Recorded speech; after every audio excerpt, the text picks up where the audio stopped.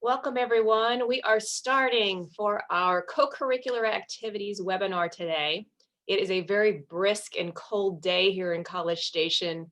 I know some of you in the north probably think that's a little bit whiny for someone at 45 degrees, but it's chilly for those of us here in Texas. So we have a great webinar that's going to include some aspects that I have touched on at earlier webinars.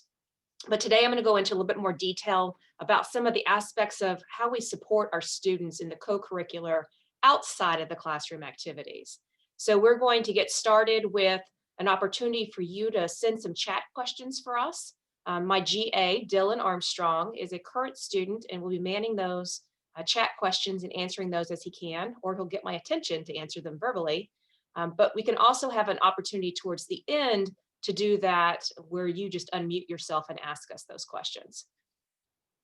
So for today, we have presenters, both myself, I'm Catherine Meyer, I'm Director of Admissions and Recruitment here at the Bush School. I've been here for about 18 years and have seen this program grow and all the additional aspects that we've been able to offer. So I'm excited to be able to tell you about those. And then Dylan Armstrong is my GA and a current MPSA student, so we'll be offering his insight as we go along. So the agenda that I have here today is talking a little bit about our faculty mix, the tracks and concentrations and how you can build those with electives. That includes some of the courses outside here at Texas A&M University, the internship, the capstone project that you do as part of your curriculum, and then also about the leadership and writing programs. And that touches on what we call a Medal of Excellence here that you can wear at graduation. Talk about speakers and conferences, the different institution centers that we have that bring in speakers and research opportunities at times, the international opportunities that we have for travel or cultural exchange, the language support that we offer. Primarily, that's more concerning for the MIA program, but it's available to all the students. The career support that we offer, how we help you guys with aid and scholarships. And then we'll have some student-based benefits that I'll have Dylan just be able to reiterate what he felt were the strong points of the Bush School. So again, if you've got questions, just ask us those. I did see a question about study abroad opportunities, and I'm going to cover that in just a little bit when we get to the international aspects. So the first part of this is just the Bush School Advantage. So just to be clear, we are a graduate school only here at Texas A&M. So we are just focused on our master's level students, or for the online programs, the certificate and one of our master's program. So we are totally focused with our faculty and our support services just for those that are doing the networking, the internship, the academic aspects. And so you do have a very niche opportunity to interact with people that are, I say like-minded, that's not the right word, but they're going for the same kind of professional networks that you are. And we have our own career services office that supports just our students. You're not mixing in with engineering and education and business. It's just master public service and international affairs type programs. So we enrolled this year a little bit lower than usual. Part of that was hit because of COVID, and we lost a few applicants enrolling here. But we ended up having 79 students for the MPSA, 81 students for the MIA, 6 for the MIP, which we will have another 4 to 5 coming in the spring. And we have about 370 students online. So I've listed here the programs. If you're not as familiar, we do have a Master of Public Service and Administration, a Master of International Affairs, a Master of International Affairs that combines with a Master of Public Health. That is a 3-year program. We will get our first student this spring. And then we also have a Master of International Policy that is a 30-hour program that requires 6 years of professional international experience. So it was much smaller in nature, but it basically piggybacks off of the international affairs tracks and concentrations. And then if you're looking for online programs, we have an Executive Master of Public Service that requires 5 years of experience, and then 4 certificates. And we're going to go a little bit more detail of those certificates and how you combine those with your academic program here. So let's start with one of the biggest assets, and that's the acclaimed faculty mix here. So we have not only just the academic professionals who are in their own right, standouts in their fields. Lots of research that deal with their particular field. There is required of them really at Texas A&M to do a large amount of the research and the publishing. And our benefit is they're really good at networking with our students and being personable with them and making time for them. And so you're going to get not only that academic professionals, but the nationally recognized practitioners. So I just listed here for the Public Service and Administration Department, for instance, we've got faculty who are coming in with backgrounds from nonprofit management and finance, city management backgrounds, public and private organization management, performance measurement, Texas education and school finance backgrounds, and more. So you're getting these faculty who have actually gone into the field and done work and are coming back to relay that information to the students. The international affairs faculty not only includes a former CIA chief of counterintelligence, but you've got an administrator who ran USAID, an ambassador for US Foreign Service, a RAND Corp analyst, a UN development project manager, and you've got top lecturers in their fields in Middle East, China, Europe, national security, conflict and development, international economics. So you'll be able to go through and talk to these faculty and really interact with them, and they're going to get to know you very well and relay information to you, as not only in that academic setting, but the networking for career and internships as well. And they're going to serve not only as those liaisons, but your academic advisors. So they're there you'll be assigned one when you come into the program during orientation, but you can switch if you find a better connection with another faculty member in your field, if maybe the one that was assigned to you isn't as good as a match. Not that they're not good people, all of them are great people. But we've also built lifelong professional relationships. Many of our students who go out into the workforce continue to rely on that networking and contacting our faculty and asking for advice, and just continuing that relationship. So you're going to find that that's a really big part of the Bush School is the relationship building. Absolutely here, it's very strong. So the Master of Public Service Administration, just to quickly hit on this, I'm not going to talk a lot about it, but tracks and concentrations, you have to choose a track and your concentrations are elective. So a lot of the students will decide that they want to follow a particular area of interest and develop a specialty, let's say in education policy, or maybe Homeland Security and National Defense. And that works well. But there's also those that come in and just want to take a hodgepodge of classes and take this class over here and this one over here, maybe two over in urban planning, to develop their own individually designed concentration. So there is a lot of flexibility in the classroom here to develop your prescribed sense of what can I develop skill set wise to help me in my future career path. On the international affairs side, and that does also count the Master of Public Health 3-year program and the international policy, because they can all choose from these tracks and concentrations. But for the IA in particular, you are required to do one of the 2 tracks, and then you have to fulfill 2 concentrations. And to fill that is at least 3 classes. So you can come in with national security and diplomacy and maybe come in and say, I want to do cybersecurity issues, and take at least 3 classes in that area, and maybe do international politics and grand strategy for your other. So lots of flexibility in building these. And students do take classes elsewhere at Texas A&M in this area too. You're just not going to see it as prevalent as on the Master of Public Service side. Here we are pretty robust in a very niche area of international affairs and security. And so most find the kinds of classes they want to take here in our own program. But that's not true for everyone. So part of this outside of the classroom element is that you can also build with your core curriculum, your classes and emphasis through a certificate program. So let me just start with this. There's a core of 5 to 7 courses that you will need to take in each of those degrees that we talked about. And then you've got 9 to 11 electives that you get to choose and build. And those electives can come across the university. I've listed a couple of departments that students regularly take courses with, and that includes things like urban planning, Mays Business School, public health, education, geosciences. There's just all kinds of varieties here. But some students will come in and say, I'm already doing Homeland Security. That's of interest to me. Let's say that's in the Master of Public Service side. And if I'm taking that as my concentration and I already have to do 3 courses in it, why don't I go ahead and do a 4th course and let me apply that to the Homeland Security certificate, maybe even do a 5th course in order to earn that certificate. And then you get an additional credential, that's a hard one to say, um, for that work that you've done. And it really, the only thing that it took for you to do is to apply to that certificate and be admitted to it.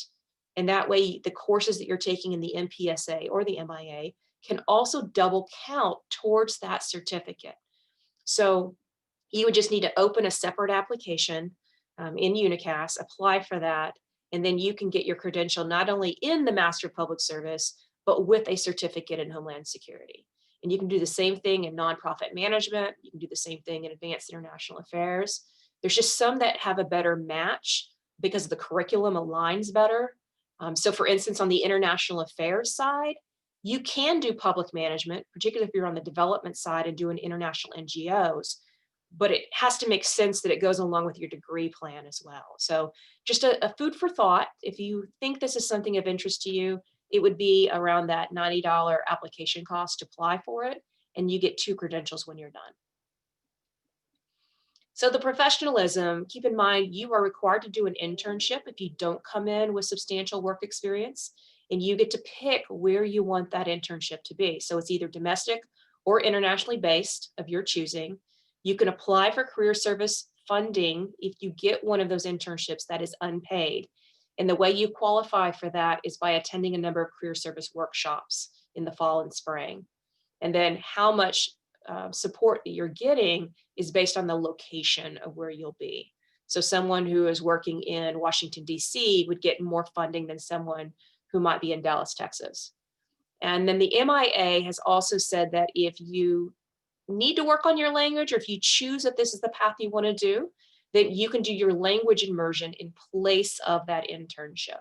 And that is a common choice for many of our MIA students, particularly if they put their feelers out for a number of different internships, and maybe the ones that they most desired just didn't pan out, or they were getting too close with security clearances and weren't sure those were going to clear out in time to take it in the June and July. And so they went ahead and decided, I'm going to go ahead and do my language immersion. I haven't had a chance to work on it. I need to pass my foreign language exam before I graduate. And so they may tend to go work on their Spanish, their Russian, their Farsi. And that way, when they come back at the end of the summer, they can take that language exam and get that off their plate and know that they will, in fact, graduate on time. But MIA students have that choice. In PSA, they just need to do the internship. So the team-based capstone project is still part of the curriculum, but I want to talk about it because it is a robust option for you in terms of you getting to choose which project you want to work on. And so you're getting a list of between 8 to 10 different options for the capstone project. For the MPSA, it's a full year. For the MIA, it's a 1 semester. And you go through and you rank order your top choices based on who the client is, what the topic is, or maybe who the professor is. And so you'll be assigned that with around 5 to 8 other Bush School students. And then you guys work in a project base to figure out what the client needs, what type of deliverables are you bringing to them at the end of this project, and basically struggling and working and trying to figure out the team dynamics of a capstone project, and getting that done in the time frame that you have been prescribed. So it is a very stressful but very rewarding project that everyone does.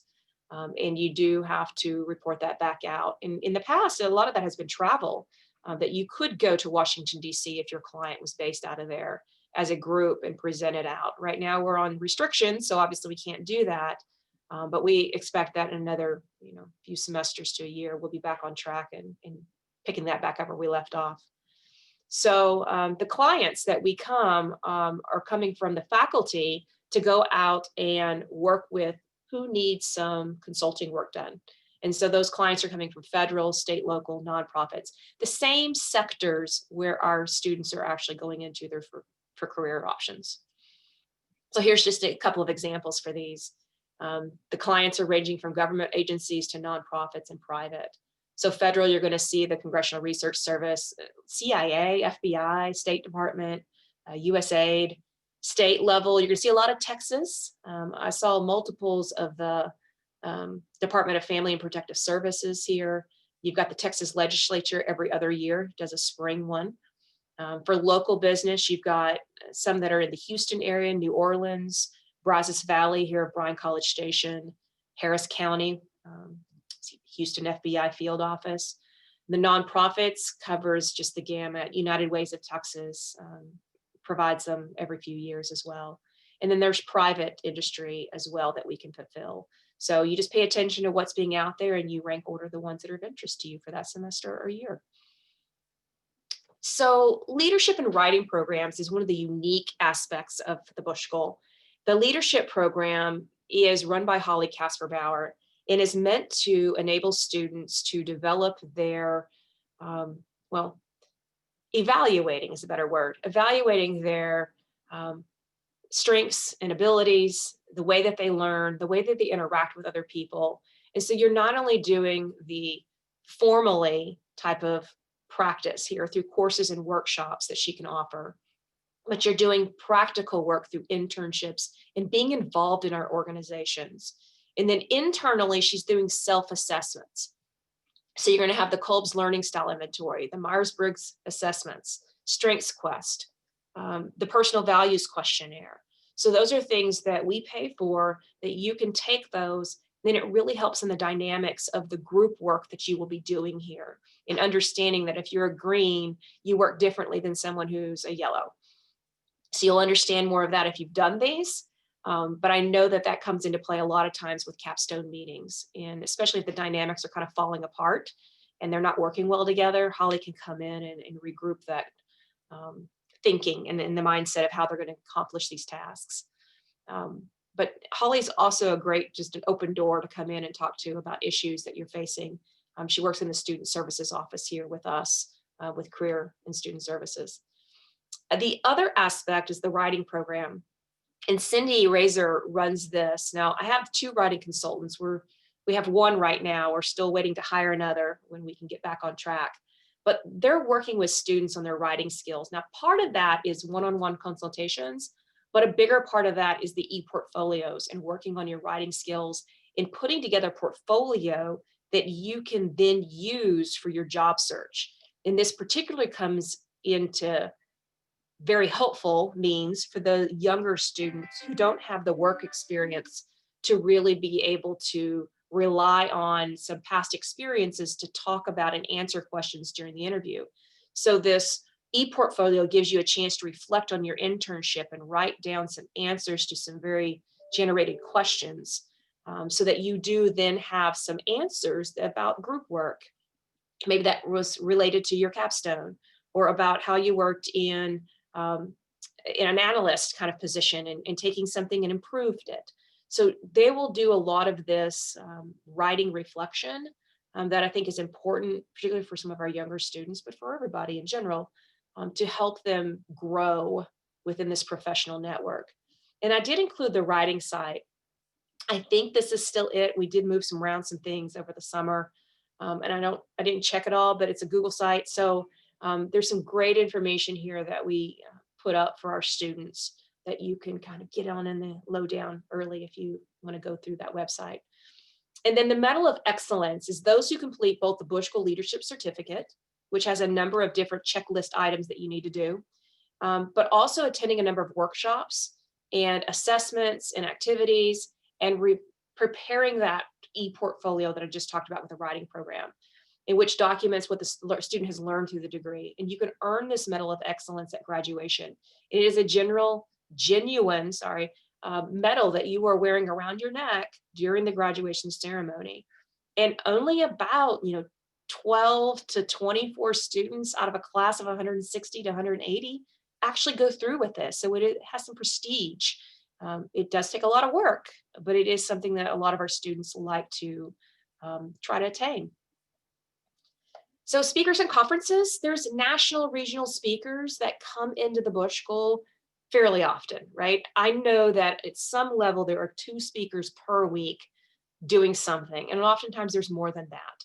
I just try to highlight some of the more noticeable names, ones that you might recognize. Now, it's been a while since Barack Obama was here, but he was here on the Texas A&M campus.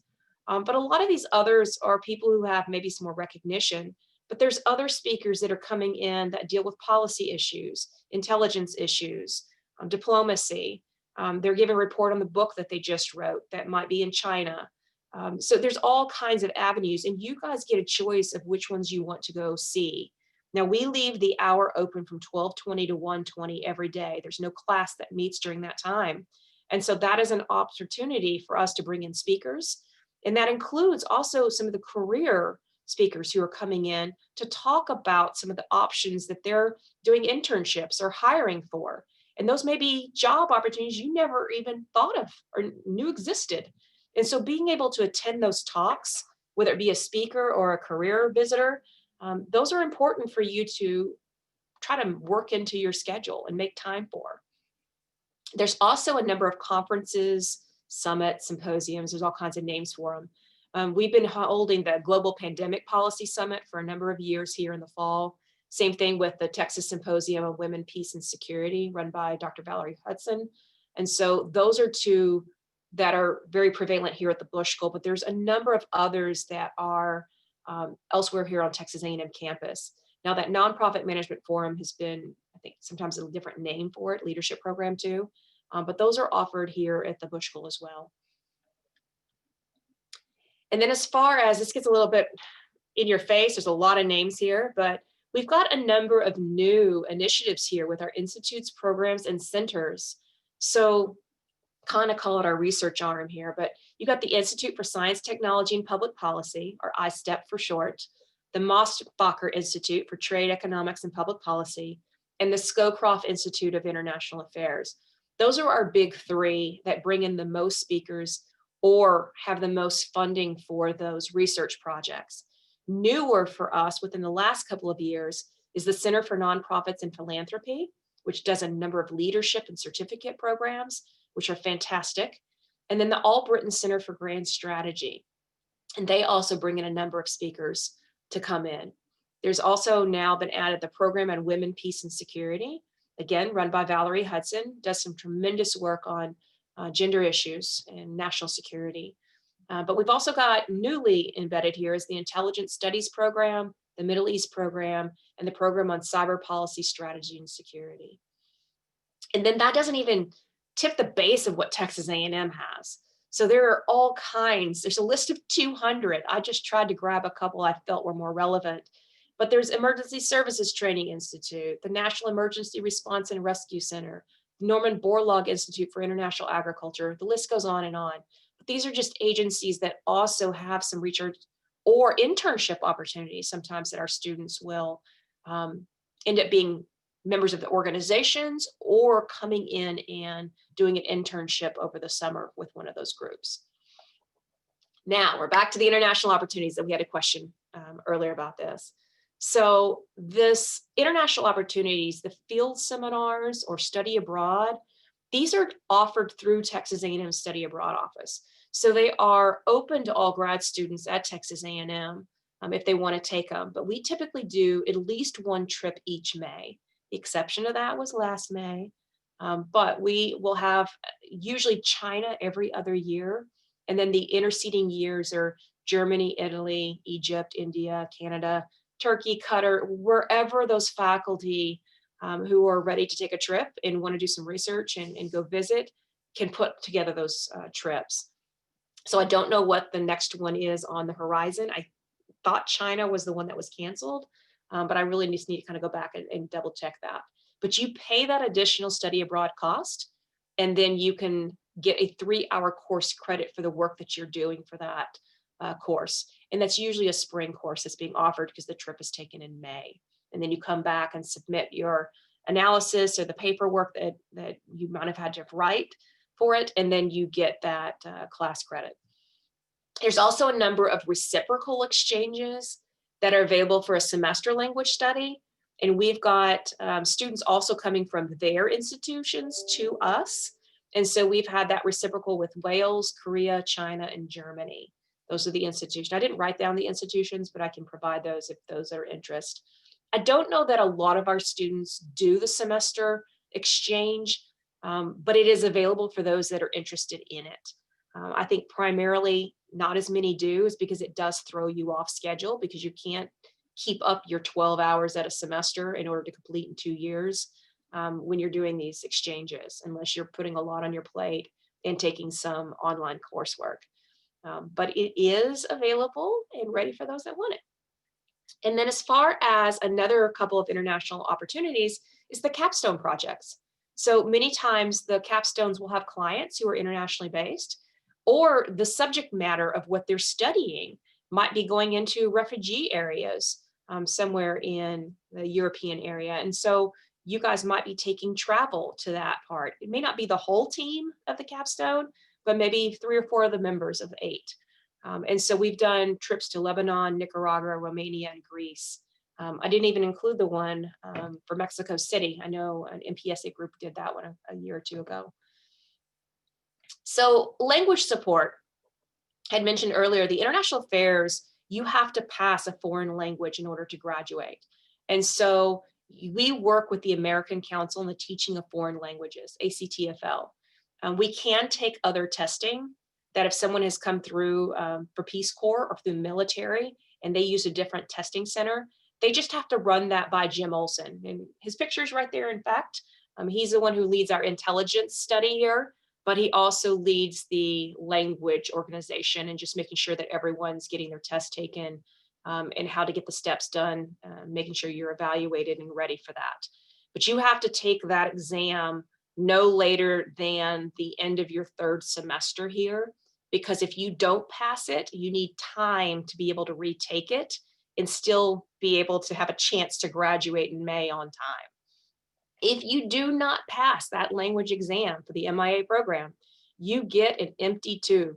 You can complete all 16 classes here, but until that is taken and passed, you don't fit the requirements for having earned the MIA. So that is why during the application process for the MIA, we want to evaluate where you stand with language. So if you don't have much or it's very rusty, be working on it, because they do get nervous on people who put beginning level for a language, knowing that they have to be able to pass at a conversational level by the time they get out of here. And we don't have language classes. It is all outside attainment. We're going to help you with that through Rosetta Stone, which we have licenses that we can grant to everyone who asks. We also have practice groups and we have tutors available, but you choose the language and you've just got to be able to work on it and get to the point that you can pass that spoken exam. Now, the collaborative environment, we're interacting in a small school here, right? So you saw those numbers of the incoming class. It's somewhere around that 160 mark. We hope to grow to about 200 students here per year, which would give us kind of in the building when everyone's around about 400 students. We're not quite there yet, but it does mean that you get a very professional interacting here with others who are coming to class ready to work and ready to discuss and talk about politics and talk about policies and kind of get the ball rolling here. But you're coming in with 80 to 95 students per department. That's typically our goal. You've got a faculty to student ratio somewhere around that 1 to 10. And you're sitting in classes that average about 16 students. I've seen some that had as few as about 5 or 6, and most of ours max out around 20. They can push additional students in at times, but I know, for instance, there's a couple of diplomacy classes that limit closer to about 15 or 16. So you're going to be called upon, you're going to be speaking, you're going to ask to do a tremendous amount of reading. So just be ready to be able to work with others. Sometimes that's the way you survive the amount of work that you're getting. Now, Matt Upton is going to do a future career and student services webinar. So I'm not going to go into a lot of detail on this, but I do want to remind you that the employment rates are very strong, usually between 83 to 96% has been those ranges. And on the lower end tends to be the international affairs, primarily because of security clearances. And if we don't get those in within that 6-month window of graduation, so between May and around that December timeframe, then a lot of times people may have offers, but they can't take them until the security clearances count. Then we don't count them because they're not in the job. And so that can lower that number a little bit. But you can see from the MPSA and MIA for 2019, which is the last class that we have numbers for, new ones will come out around late January, early February. But a lot of our students are going into the state and local government for the MPSA side, and probably more so on the federal government side for the MIA. But it's got a lot of fluctuation from here and there. You see our top three are the state, local, nonprofits, federal. Government contracting tends to roll in right in with federal. But we've got internship funding, notifications of which ones you want to apply for, career advising, workshops, professional development. We're bringing in, like we talked about earlier, the different speakers coming in to talk about their jobs. So take advantage of us having such a robust staff here. And Hey, then as Catherine. far, yes, you got a question? Yeah, there was a question regarding language requirements and wondering if they have to pick from a set list or any language within reasonable like language they can pick. So you are choosing the language. ACTFL has a humongous list. I would say there's probably 20 on average that most students choose over and over. The Spanish, the French, the German, the Farsi, Mandarin, Korean, Russian, it just, the list is fairly long. But you choose what you want to take it on. And I'm going to give you an example. There may be a student who is working on Arabic, and maybe they just started that in college, but in high school they did French. You don't have to take the Arabic for your language of choice. You can do French. If you feel like you're more comfortable, you took it longer, you can get yourself back up to speed on it better. The only part it makes sense to do the Arabic is if you feel like you're at a point where you understand it and can speak it well enough in a conversation to be able to pass that test. And for some, they'll do French first, and then they'll continue to work on their Arabic. And if they're at a place before they graduate, they can take that test too, and we'll pay for that ACTFL test. So you guys will have a say-so in the language of your choice. And yes, it can be Spanish. A lot of our students had that in their background because they're from Texas. So yes, you can do that. All right, I'm gonna go back to cost and aid. I just want to mention the highlights on this because I will talk with another webinar covering graduate financial aid and some of the aspects and some really great websites that you can utilize for that. But I just want to say that it's a benefit here because we are awarding financial awards to every student in our MPSA and MIA. You do have to be full-time status for that. That's 9 hours at a time. Our students typically do 12 hours at a time. But you're getting a scholarship between $1,000 and $29,000 per year. 2/3 of you typically get $3,000 to $5,000. You can apply for a graduate assistantship in your second year. If you get it, you give up the first year Bush School scholarship because you're making more money and you can't double dip from us. But you can get in a graduate assistantship or an RA position elsewhere on campus, and that doesn't impact your Bush School scholarship. So you guys get to figure out how you're going to handle your financial awards. Understand that many of our students do work part-time somewhere on campus or in the community. You just got to be able to know what your ability is to balance both. Internship aid, we already talked about this, is available as well. And then you're looking at about a cost of $13,200 per year for tuition and fees when you're paying Texas rates. Now, if you're from out of state, we're giving you a tuition waiver based on our competitive scholarships. And so you are paying that rate. And then that's before the scholarship kicks in. So if you get a $10,000 scholarship, you're only paying a little over $3,000 for your tuition and fees. Now, the cost of living is around $21,000, but it's a very adjustable amount depending on where you live, how many roommates you have, understanding of how you spend your money. Bryan College Station is fairly cheap compared. It is a genuine college town where you can find all kinds of specials. It caters to you here. So just know that it can be an affordable rate for that. Now, for the few of you that might be looking at MIP, I'll just say it's a one-year program, but we don't provide scholarships for it. And so that one-year cost puts you a little over 16,000. And then if you're a non-resident, you don't get Texas rate, you're going to be paying around that 32,000 per year for tuition and fees. So student involvement, I'm going to go ahead and let you talk, Dylan, just to kind of talk about some of the organizations we have here and how to get involved, and then just roll right into what you think some of the benefits are, Dylan, of being in a program like this. And then I'm going to man chat questions, and then we'll open it up to anybody who just wants to verbally ask questions. Sounds great. So student involvement at the Bush School, we have a lot of fantastic different student organizations here at the Bush School, and they're great ways to get involved within the school and within the community. Some of the ones that are listed here: Public Service Organization, more commonly referred to as PSO, is really the student organization that focuses on the service side, which is a very important side to what we do at the Bush School and what the vision the Bush family had for the school. They're very active in the community. They're doing the best they can, obviously during the current times with COVID, but in the past, they work with local school districts, Habitat for Humanity, and some of the more like retirement homes in the area to do different service projects and just overall really give back to the community. The Student Government Association, SGA, which I'm currently the president of, is exactly what it sounds like. It's the Student Government Association at the Bush School. We have a total of 8 different committees here within SGA. Just to highlight a few of them, the Social Traditions Committee, they work to plan social events to help bring the entire Bush School together, and also helps to educate the student body on a lot of the traditions of Texas A&M for individuals like myself who didn't go here for undergrad, to really just learn about the history of the school.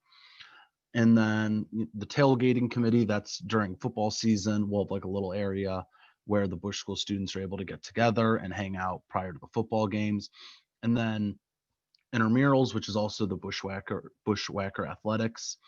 It just allows Bush School students to be able to um, play different intramural sports together. We also do every year a softball game against the LBJ school over what is called the Dillo Cup. It's an armadillo and a trophy. And that's just a fun little activity we do every year, something we look forward to, a nice friendly little rivalry. Other organizations at the Bush School, we have the Ambassadors Council, which is similar to the Redcoats in undergrad. They serve as the official representatives of the Bush School when we have different speakers or events at the Bush School. And they get a lot of really cool one-on-one interactions with these speakers and different events that come on. And then, yeah, a few others obviously listed here: Alexander Hamilton Society, European Horizons. Um, and then for some of the insights that I've had regarding the Bush School, overall, I think one of the things that really sets the Bush School apart is our staff members and our the professors here. They I can't put into words how much they genuinely care about the student body and want us to be successful. A lot of the professors have open door policies, which means whether you're in their class or not, if they're in their office and their door's open, you're welcome to come in, pick their brain, chat with them. They're really there to help you, not just academically, but also professionally. They'll help you make connections in the areas you're interested in and just work to grow your network and help you in any way possible, whether that's helping with internships or just really, they're extremely helpful, and they're just so passionate about what they do and helping us, the students, be successful. Another thing that I've really enjoyed about the Bush School is the financial aid aspect of it. The Bush School really has put itself in a situation to be able to provide a top tier education while also making it extremely affordable. It's really the nice balance between the two, and that was one of the things that drew me to the Bush School. And then it's just overall, it's a really great community here. Catherine touched on this a little bit. While the students were not necessarily all like-minded, we all have similar passions, which is public service. And just being in this community, which is a very close-knit community where everyone cares so much about what we're studying. It just creates a really strong collaborative experience, and it just makes the experience overall that much more enjoyable. The only other part I want to touch on is the capstone. The capstone project, as Catherine mentioned, is a for the MPSA side, a 1 year, full year long project that you work on with a group, and you really are working on a project for a client who more than likely will utilize the project you're working on. So it's really your first time being able to get true hands-on experience, and it just is such a valuable experience working with this group and creating a deliverable that your client will actually utilize, and it's a really beneficial experience when it comes time for looking for jobs. um, Overall, those are the current insights I'll provide. But I believe right now is the time where we can open it up for questions. If anyone has any questions for myself, from a student's perspective, or for Catherine about the presentation overall.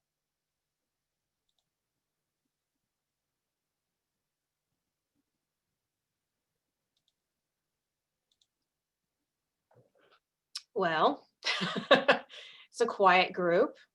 I have a question here that says, does the career service funding for internships come in the form of grants, loans, or a combination of both? Dylan, did you by chance receive anything for an internship or no? I did not, because I was able to secure a paid internship, but they would be more along the lines of the career service funding is more of a grant. You don't have to pay them back, but with the funding, there are certain like little, I'll say small assignments you have to do throughout the summer while you're interning, but that's really the only side of it. You don't have to pay the career service side back for the money they provide you. Correct. That money's just going straight to you into your account and use it.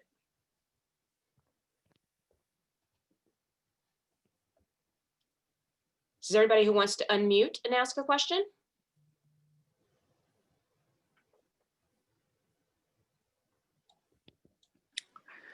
Thank you so much for your answer, Dylan and Catherine. I appreciate it. This is Eugene. I'm going to ask another question, if that's okay, and it's in regards to reciprocal exchanges. I'm wondering, are there any language-specific requirements that you have to meet in order to qualify for those programs? I want to say that a couple of them do ask. I may have to pull up my sheet really quick. Let me open something up in the background here. Because some of them are going to require you to have a better language understanding. For instance, I believe in Korea. Sure. But I know others, like in Wales, obviously, you could go into English. So let me look this up. In the meantime, did you have another thought while I'm pulling this up for myself really quick? Not really. This was really the. All right, I've got it pulled up. So it says Thank that the one in Shanghai, China, that we're doing with the Shanghai Institute for International Studies, some Chinese language is necessary for Mandarin language choice. That is the only, that's the only one in China that says something with it. As far as the one in Korea, it says some Korean language skill is necessary. And then, of course, the one in Germany does say German language skill is necessary, although some courses are in English. And then everyone's okay with the one in Wales. As long as you've got English. So you've got a few that have some limitations. And I don't know about the one that's in Beijing or Chengdu, China. It doesn't mention, but one of them is Southwestern University of Finance and Economics, and the other one is the China Foreign Affairs University. So we just have to look into that in a little more detail. Sure. Okay. Thank you so much. I appreciate it. You're welcome.